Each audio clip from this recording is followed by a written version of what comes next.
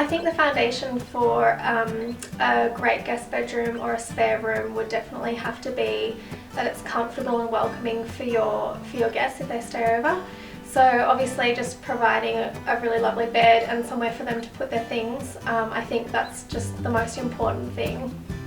I think secondary bedrooms can often become a dumping ground for things that aren't used that often. So it's great if you can just put a little bit of consideration into these rooms, and you can really turn them into user-friendly spaces, like for example a guest bedroom or a multimedia room for the kids, or even just a really well organised space where you can store your things that you don't use that often. So just thinking about how you can incorporate dual purpose furniture, even really user-friendly storage like inbuilt cupboards if you don't have them, consider putting those in.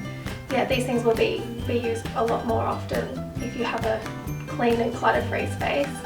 Using dual-purpose pieces such as a sofa that can be transformed into a bed for guests, an ottoman or a stool that has a removable lid where you can store extra blankets and cushions and things like that's really handy. And even like baskets with like a seat on top that you can use for extra storage too, that you can use as a bench or somewhere for your guests to store their suitcases and things like that. They're really handy.